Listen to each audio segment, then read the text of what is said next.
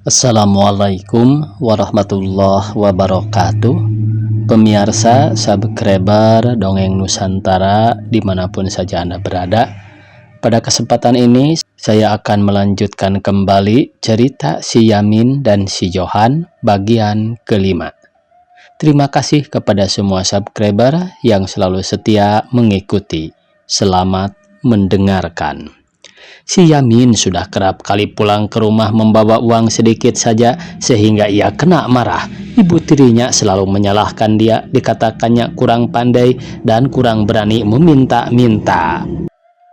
Itu pun memang betul, ia malu berbuat seperti budak-budak peminta sedekah yang lain.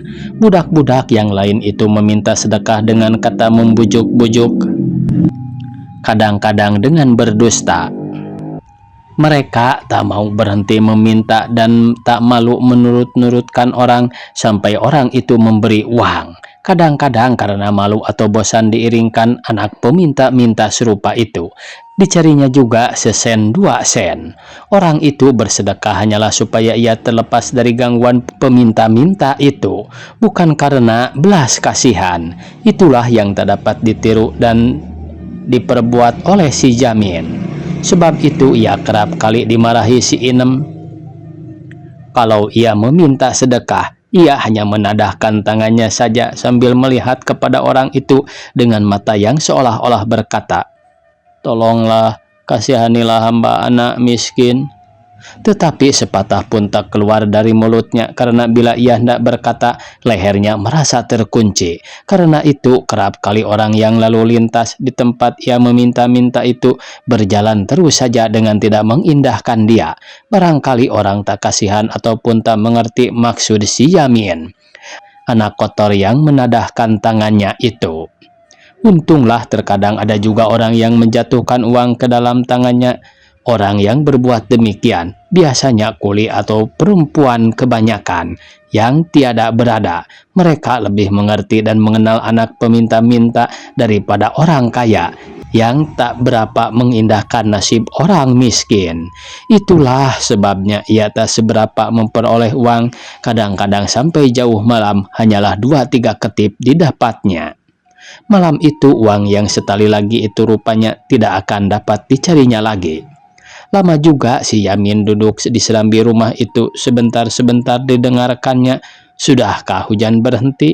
Ketika itu didengarnya suara tong-tong rumah jaga berbunyi 10 kali. Tanda hari pukul 10. Tetapi hujan masih juga jatuh dengan tak hentinya. Si Yamin tidak tahu apa yang hendak diperbuatnya ketika itu. "Baik, saya pergi ke pasar baru," pikirnya.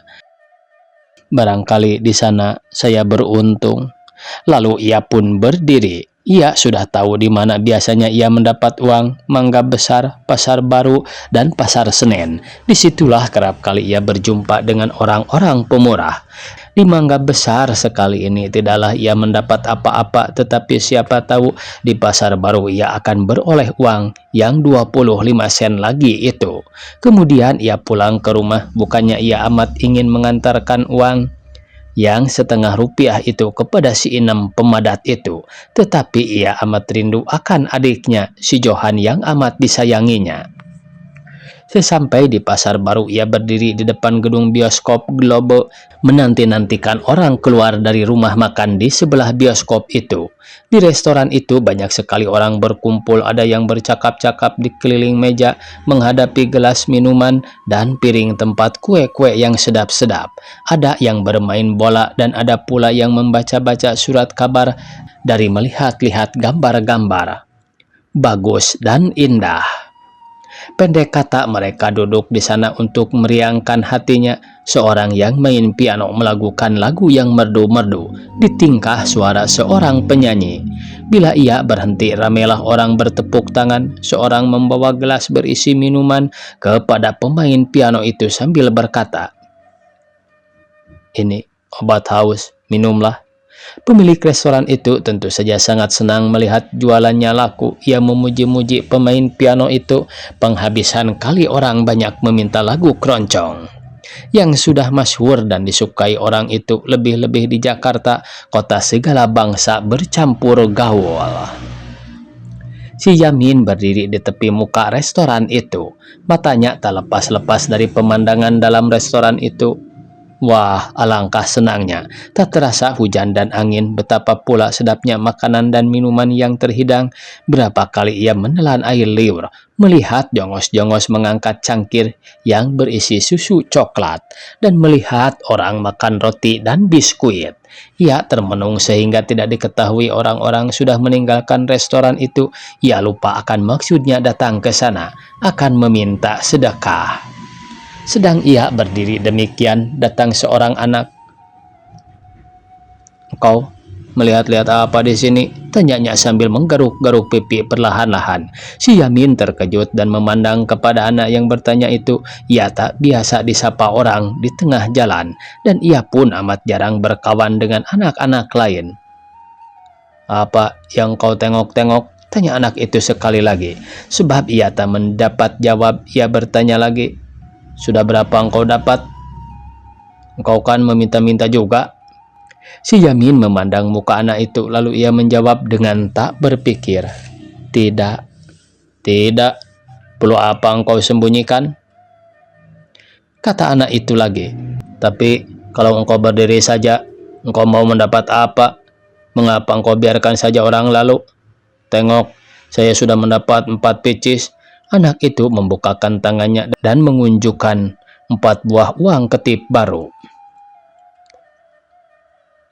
"Saya tidak diam-diam macam engkau. Saya tak takut mengikutkan orang sampai diberi uang. Saya tidak melengah-lengah melihat-lihatkan pintu seperti engkau." Si Yamin melihat uang di tangan budak itu. Ingin sekali ia mempunyai uang sebagus itu.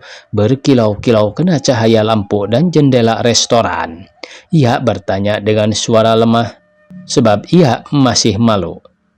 "Berapa engkau mesti bawa pulang?" Si Yamin dapat melawan malu hatinya. Katanya lagi, "Saya kalau belum dapat setengah rupiah tidak boleh pulang. Sekarang aku dapat 25 sen. Berat lidahnya menyebutkan perkataan itu, dahinya mengkerut, matanya memandang ke tanah. Bingung ia memikirkan bagaimana akan memperoleh uang yang 25 sen lagi itu. "Setali saja engkau sudah bingung," kata anak itu. "Tengok, saya baru keluar sudah dapat 4 ketip. Nanti kalau penonton bioskop keluar, tentu saya dapat lebih banyak. Meminta-minta mesti pandai supaya orang kasihan. Saya katakan orang tua saya sudah mati, sakit payah. Apa salahnya bohong asal dapat duit?" Ketika itu seorang tuan dari restoran menuju jalan ke sawah besar. Sekejap itu juga anak itu mengejar tuan itu. Dengan suara beriba-iba anak itu berkata, "Minta tuan sedikit uang pembeli nasi. Mak saya sakit keras. Bapak saya sudah mati. Tolong tuan, mati kami tidak makan." Kira-kira 5 pintu jauhnya ia menurutkan tuan itu. Sudah itu ia kembali mendapatkan si Yamin. Seraya berkata, "Terlampau sekali tuan itu, bukan main kikirnya, cuma 5 sen aja." Cih. Heran dan ragu si Yamin memikirkan kawannya itu. Anak itu pandai sekali mengarang perkataan. "Minta uang barang sedikit, emak saya sakit, bapak mati." Ia pandai mengarang perkataan seperti pantun bunyinya. Lagi pula mukanya tidak berubah dan suaranya pun tidak gemetar mengatakan perkataan bohong. Si Yamin mengerti bahwa ia pun harus meniru perbuatan kawannya itu. Ia pun harus berani meminta dan tak segan berbohong jika ia hendak mendapat duit. Tetapi apa boleh buat? Hatinya tak hendak mengejar pekerjaan serupa itu. Biar ia terpaksa tinggal di luar semalam-malaman sekalipun, berhujan dan berangin sampai menggigil kedinginan. Dan meskipun hebat ancaman ibu tirinya, si Yamin tidak mau meminta sedekah dengan jalan berbohong dan curang. "Lemah rasa badan saya," kata si Yamin sambil merebahkan diri ke rumput di tepi jalan. Mukanya muram dan matanya kuyu. "Sakit engkau?" tanya kawannya dengan suara kasihan, karena melihat si Yamin sudah habis kekuatannya sebab kelaparan. "Engkau lapar barangkali. Tentu engkau belum makan dari pagi tadi," kata anak itu sambil meraba dahi si Yamin. Maka menjawablah si Yamin sesudah ia ditanyai kedua kali. Ia tidak malu-malu lagi karena ia telah mengetahui kawannya itu sungguh menaruh kasihan akan dia. Dengan suara putus-putus diceritakannya bahwa ia belum makan suatu apapun sejak pagi tadi. Hanya air yang diminumnya akan melepaskan hausnya. Nasi sebutir pun belum ada masuk perutnya. Anak itu meraba-raba kantungnya lalu mengeluarkan sebuah bungkusan kertas. Dibukanya pengikat bungkusan itu dan isinya diberikannya kepada si Yamin. Katanya, "Makanlah semua, saya tak lapar." Sejurus lamanya anak itu diam-diam melihatkan si Yamin makan roti. Kemudian ia bertanya, "Apakah semua orang yang kau dapat engkau bawa ke rumah? Kalau engkau bawa semuanya, betul engkau bodoh. Berbuatlah seperti saya. Uang yang saya dapat, saya bawa pulang separuhnya. Selebihnya saya belikan nasi atau makan makanan, atau saya simpan sendiri. Betul engkau bodoh. Kalau engkau berbuat begitu, barangkali engkau tidak kena hantam kalau engkau sampai di rumah," kata si Yamin yang sudah merasa badannya agak segar sedikit, sehingga ia sanggup bercakap-cakap. "Kalau ketahuan sudah tentu, tapi orang tua saya tak pernah tahu. Lagi pula kalau saya tidak mau pulang, saya pergi saja mencari-cari tempat tidur di luar-luar." "Di mana?" "Tempat untuk tidur? Wah, bukan main, banyak di sini tempat yang bagus-bagus. Cari saja peti-peti besar di belakang toko-toko. Saya bukan 1-2 kali tidur dalam peti serupa itu. Bukan main senangnya, tidak ubahnya sebagai tidur di kasur. Kalau berjumpa peti berisi jerami atau rumput kering, lebih senang lagi. Belum pernahkah engkau coba?" "Belum." "Di belakang toko-toko mana?" "Di Rijswijk." Rijswijk ini pemirsa, kalau sekarang itu katanya Jalan Segara ya. "Di belakang toko Pisser, Saverkool, dan kadang-kadang di kota." "Tidak pernah engkau kedapatan oleh peniaga?" "Oh iya, tentu mesti hati-hati. Satu kali saya kedapatan, dia siram saya dengan air. Aduh, bukan main dinginnya. Saya tidak sempat lari. Saya tertangkap lalu diserahkan kepada polisi. Sesudah itu, tidak apa-apa. Cuma saya dibawa ke rumah jaga, disuruh tidur di sana semalam-malaman itu. Besoknya saya dilepaskan kembali. Seorang di antara polisi itu kenal bapak saya. Ia datang ke rumah, bercakap-cakap, dan memberi nasihat kepada bapak saya. Bapak disuruhnya masukkan saya sekolah. Untung bapak tak menurut ajarannya. Saya tak ingin masuk sekolah." Si Yamin mendengar perkataan kawannya itu dengan sungguh-sungguh. Ia heran mendengar kawannya tak mau sekolah. Sejurus ia termenung berpikir-pikir. Lalu ia berkata, "Alangkah besar hati saya kalau saya disuruh sekolah." "Belum pernah engkau sekolah?" "Belum sekali juga. Tapi kalau ibu saya masih hidup, tentu saya dimasukkan sekolah. Waktu ibu belum mati, saya masih kecil. Kerap kali ia berkata, 'Kalau engkau sudah besar, Yamin, engkau harus masuk sekolah.' Tetapi apa boleh buat, sekarang..."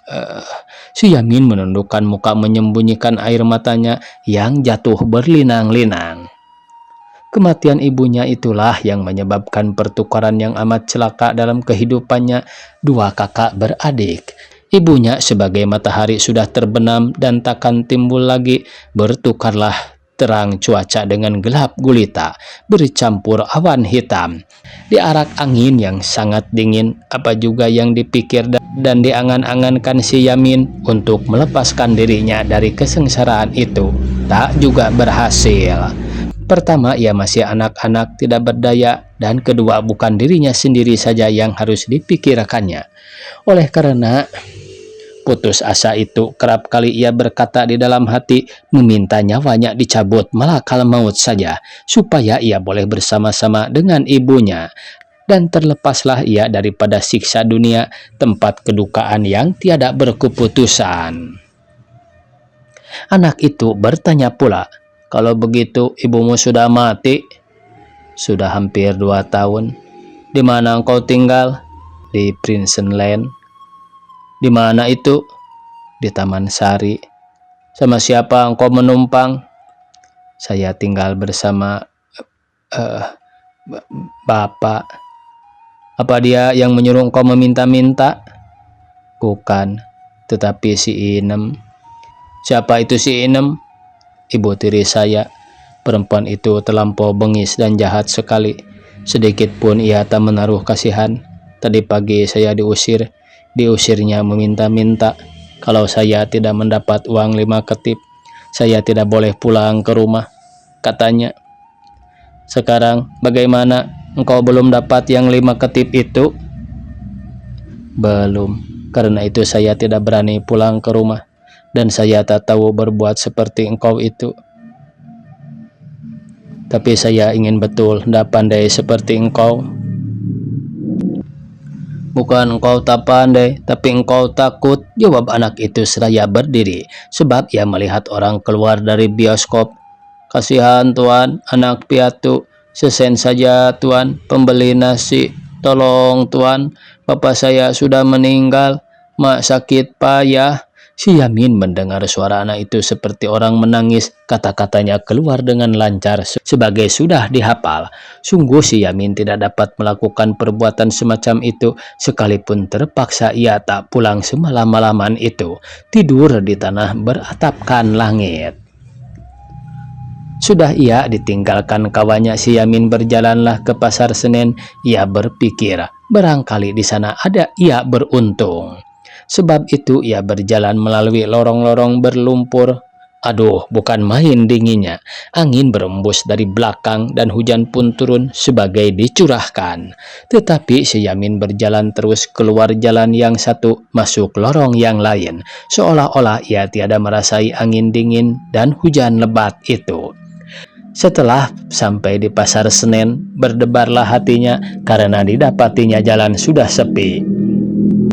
Dan orang pun hampir tak ada lagi. Putuslah harapannya akan beroleh uang karena hari sudah jauh malam dan langit berselubung awan hitam. Alamat hujan lebat itu tidak akan lekas berhenti. Ia berjalan tidak berketentuan lagi tujuannya. Hatinya risau, tak tahu apa yang akan diperbuatnya. Sebentar-sebentar seperti terdengar olehnya suara anak tadi mengatakan, "Engkau penakut." Ia berjalan makin lama makin lambat, kepalanya berasa amat berat dan perutnya lapar. Sungguh tak tertahankan lagi. Karena itu langkahnya makin lama makin lambat. Aduh, mati saya sekali ini, kata si Yamin dengan suara amat sedih, seraya mengempaskan diri di muka pintu sebuah toko di tepi jalan itu. Ia menangis terseduh-seduh, dari air matanya mengalir melalui pipinya yang pucat dan dingin itu, laksana titik air yang jatuh dari cucuran atap dengan tidak berkeputusan. Teringatlah ia kepada adiknya yang tidur di rumah seorang diri. Siapa tahu entah ia disiksa pula oleh si Inem, iblis betina itu. Tetapi apa boleh buat, hendak pulang ke rumah ia tak kuat lagi. Kakinya kaku dan tak bertenaga, tulang sendinya lemah dan letih, kepalanya berat dan pusing, pemandangannya berubah-ubah. Kemudian si Yamin, anak yang malang itu, tak sadarkan dirinya lagi. Kota Jakarta masih sepi, lentera-lentera di tepi jalan besar masih menyala sekadar menggantikan sinar matahari yang belum bangun dari peraduannya. Kebanyakan orang belum meninggalkan tempat tidur, dan kelambu di dalam bilik orang-orang kaya masih tertutup. Sekalian orang tidur dengan nyenyak-nyenyak. Langit yang malam itu ditutupi awan hitam menjadi biru dan jernih, menunjukkan kegirangannya. Bintang-bintang gemerlapan cahayanya. Di sebelah timur tampak sinar putih membentang, tanda malam telah lalu dan siang mendatang. Waktunya habis pemirsa. Dicukupkan sekian. Wassalamualaikum warahmatullahi wabarakatuh.